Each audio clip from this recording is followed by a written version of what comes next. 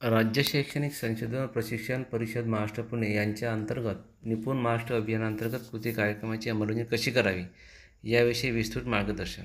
तर मित्रांनो, राज्य शैक्षणिक संशोधन प्रशिक्षण महाराष्ट्र परिषद पुणे या अंतर्गत निपुण महाराष्ट्र अभियानांतर्गत कृती कार्यक्रम शासनाने निर्गमित केलेला आहे. त्यानुसार कोणती कृती करायची ते आपण या व्हिडिओमध्ये विस्तृतपणे पाहणार आहोत.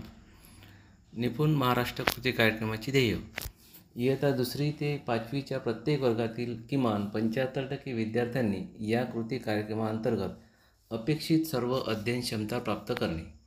कृती कार्यक्रमाची व्याप्ती: स्वयंअर्थसहाय्यित व विनाअनुदानित शाळा व तुकड्या व्यतिरिक्त राज्यातील सर्व व्यवस्थापनाच्या सर्व माध्यमांच्या इयत्ता 2री ते 5वीच्या सर्व विद्यार्थ्यांसाठी लागू राहील. इयत्ता 6वी ते 8वीच्या विद्यार्थ्यांना व शिक्षकांना ऐच्छिक स्वरूपात यात सहभागी होता येईल. प्रथम भाषा व गणित विषय. कृती कार्यक्रमाचा कालावधी: कृती कार्यक्रम हा 5 मार्च 2025 ते 30 जून 2025 असा याचा कालावधी राहणार आहे.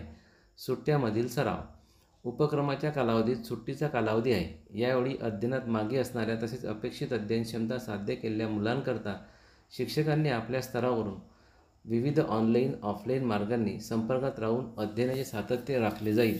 चर्चा मार्गदर्शन होईल असे नियोजन करावे जेणेकरून अध्ययन केलेल्या बाबीचे विस्मरण होणार नाही. कृती कार्यक्रमाची अंमलबजावणीचे सूक्ष्म नियोजन कसे करावे? 1. शिक्षकांनी अपेक्षित अध्ययन क्षमताची स्तरनिहाय पडताळणी करावी. अध्ययन क्षमता पडताळणी स्तराचा नमुना परिशिष्ट 2 व 4 मध्ये नमूद आहे.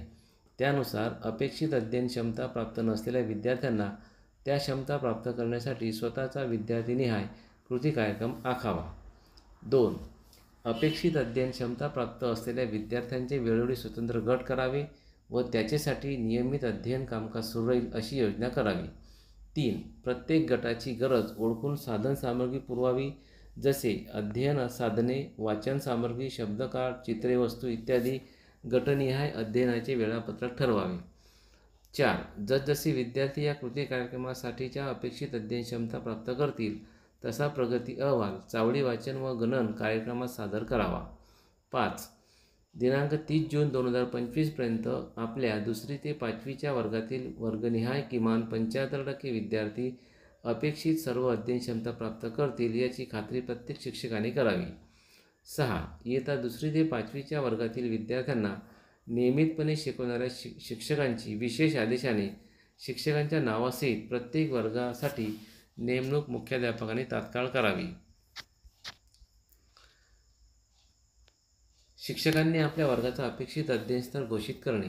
1. विद्यार्थी व त्यांना अध्यापन करणारे शिक्षक यांची नोंदणी मॅपिंग विद्या समीक्षा केंद्र VSKच्या माध्यमातून वरील मुद्दा क्रमांक 6 च्या आदेशान्वये मुख्याध्यापकांद्वारे ऑनलाईन स्वरूपात करण्यात येईल.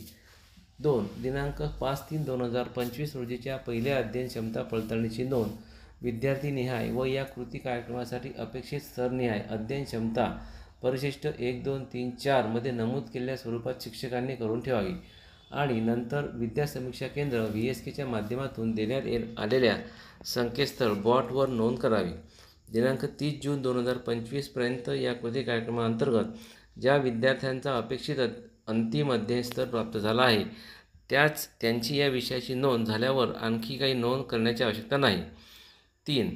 ज्या विद्यार्थ्यांना अपेक्षित अंतिम अध्ययन स्तर प्राप्त झाला नाही त्या विद्यार्थ्यांच्या नोंदी पुढील तारखांना वरील संकेतस्थळ बॉटवर कराव्यात. 20 मार्च, 5 एप्रिल, 20 एप्रिल, 5 मे, 20 मे, 15 जून आणि 30 जून 2025. विद्या समीक्षा केंद्राच्या माध्यमातून देण्यात आलेल्या संकेतस्थळ बॉटवर या कृती कार्यक्रमाचे उद्दिष्ट साध्य झाल्याचे घोषित करावे. मे महिन्यामध्ये सुट्ट्या मिळाव्यात यासाठी एप्रिल महिन्यातच घाईने याविषयी घोषित करू नये किंवा एकदा घोषित केल्यानंतर असे विद्यार्थी पुन्हा मागील टप्प्यात येणार नाहीत याची दक्षता घ्यावी. अंतिम मूल्यांकन: अपेक्षित अध्ययन स्तर प्राप्त म्हणून घोषित केलेल्या प्रत्येक वर्गाला पर्यवेक्षकीय यंत्रणेमार्फत त्वरित भेट देऊन विद्यार्थी, शिक्षक व शाळेचे कौतुक करण्यात यावे. भेटीचा अहवाल त्याच दिवशी पर्यवेक्षक यंत्रणेने विद्या समीक्षा केंद्र VSKच्या माध्यमातून देण्यात आलेल्या संकेतस्थळ बॉटवर नोंदवावा. अशा सर्व भेटी दिनांक 15 जुलै 2025 अखेर पूर्ण करण्यात याव्यात. 2. अनुपस्थित विद्यार्थ्यांचे दुसऱ्या दिवशी अथवा तसेच असे विद्यार्थी ज्या दिवशी शाळेत उपस्थित होतील त्या दिवशी पर्यवेक्षकीय यंत्रणेमार्फत पुन्हा प्रत्यक्ष भेट देऊन कौतुक करण्यात यावे. 3.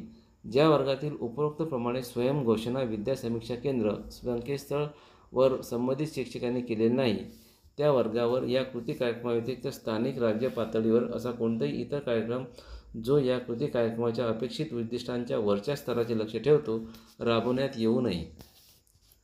लोकसहभाग व सामाजिक अंकेक्षण. 1. दर 15 दिवसांनी गाव पातळीवर चावडी वाचन व गणन कार्यक्रम राज्यस्तरावर नेमून दिलेल्या तारखांना आयोजित करण्यात यावा. 2.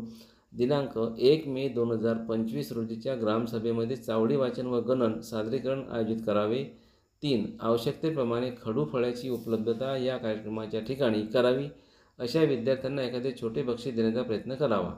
4. अपेक्षित अध्ययन क्षमता प्राप्त करू न शकलेल्या विद्यार्थ्यांना सर्वांसमोर वाचन अथवा गणन करण्यास सांगण्यात येऊ नये. विद्यार्थ्यांना प्रोत्साहन मिळेल अशीच व्यवस्था करावी. विद्यार्थी नाउमेद होणार नाही याची काळजी घ्यावी. 5. परिसरातील इच्छुक सुशिक्षित स्वयंसेवकाची मदत मिळवण्यासाठीचाही प्रयत्न करण्यात यावा. शिक्षक व शाळांना प्रशस्तीपत्र. 1. विहित कालावधीत या कृती कार्यक्रमाची अपेक्षित अध्ययनस्तर गाठणाऱ्या शाळा व शिक्षकांना प्रशस्तीपत्र देऊन सन्मानित करण्यात येईल. तसेच उत्कृष्ट कामकाज करणारे क्षेत्रीय अधिकारी यांनाही प्रमाणपत्र देण्यात येईल. 2. ज्या शाळा शिक्षक दिलेल्या कालावधीत तसेच अपेक्षित उद्दिष्ट साध्य करणार नाहीत अशा शिक्षकांकडे विशेष प्रशासकीय व आव्हानात्मक लक्ष देण्यात येईल. 3. कृती कार्यक्रम कालावधी एकदा विद्यार्थ्याने नव्याने शाळेत दाखल झाला तरी त्या कृती कार्यक्रमाचा भाग समजण्यात यावा. कोणत्याही परिस्थितीत शाळेत नवीन दाखल्यांना थांबवण्यात येऊ नये. जिल्हा परिषद शिक्षण परिषद. मार्च, एप्रिल व मे, जूनच्या केंद्रस्तरीय शिक्षण परिषदामध्ये या कृती कार्यक्रमाच्या अनुषंगाने चर्चा करावी. जसे अध्ययन स्तर, कृती कार्यक्रम, कार्यपद्धती, उद्दिष्टे साध्य होण्यासाठी करायचे प्रयत्न, उद्दिष्टे साध्य केलेल्या शिक्षकांचे अनुभव कथन, नियोजनपूर्वक केलेले कामकाज, नाविन्यपूर्ण बाबी, साहित्याचा वापर, शिक्षकांना येणाऱ्या अडचणी व त्यावरील उपाय. शाळा भेटी. या कालावधीत शाळा भेटी करताना पर्यवेक्षक यंत्रणेने याच मुद्द्याकडे प्रामुख्याने लक्ष केंद्रित करावे. सुरू असलेल्या कामाचा आढावा घ्यावा, मार्गदर्शन करावे आणि सहाय्य करावे. जबाबदार घटक. विद्यासमीक्षा केंद्र, वर्ग व त्यांना अध्ययन करणारे शिक्षक यांची नोंदणी मुद्दा क्रमांक 6 अंतर्गत आदेशान्वये करणे. वर्ग घोषित करण्याची वर्गनिहाय ऑनलाईन सुविधा पुरवण्या पडताळणीबाबत माहिती भरल्यानंतर त्याबाबत प्रगतीदर्शक व स्थितीदर्शक विविध अहवाल तयार करून प्रसिद्ध करणे. 2. शिक्षक अपेक्षित अध्ययन क्षमता अपेक्षित स्तरापर्यंत साध्य करतील. मुख्याध्यापकांनी मुद्दा क्रमांक 6 अंतर्गत शिक्षकांचे आदेश दिनांक 6/3/2025 पूर्वी निर्गमित करावेत. 4. पर्यवेक्षकीय यंत्रणा. प्रत्येक पर्यवेक्षक अधिकारी यांनी दर आठवड्याला विद्यासमीक्षा केंद्र वर या कृती कार्यक्रमासाठी अपेक्षित अध्ययन स्तर प्राप्त न झालेल्या किमान 5 शाळांना भेटी देऊन शिक्षकांना सहाय्य करावे व अडचणी समजून घेऊन मार्गदर्शन करावे. 5. राज्य शैक्षणिक संशोधन व प्रशिक्षण परिषद महाराष्ट्र पुणे, सर्व प्रादेशिक विद्या प्राधिकरण आणि सर्व जिल्हा शिक्षण व प्रशिक्षण संस्था आवश्यक सराव साहित्य, जादुई पिटारा, पायाभूत साक्षरता व संख्याज्ञान अभियान इत्यादी साहित्याचा वापर करण्याविषयी मार्गदर्शन करावे. 6. आयुक्त शिक्षण संचालक प्राथमिक सर्व अधीनस्थ कार्यालये व अधिकारी यांचे प्रभावी सहनियंत्रण करावे. अशा प्रकारे महाराष्ट्र शैक्षणिक संशोधन व प्रशिक्षण परिषद महाराष्ट्र पुणे यांनी सदर कार्यक्रमाची अंमलबजावणी कशी करावी याविषयी विस्तृत आपल्याला मार्गदर्शन केलेलं आहे. आपल्याला माझा व्हिडिओ आवडल्यास आपण लाईक करा, शेअर करा आणि सबस्क्राईब करा. धन्यवाद.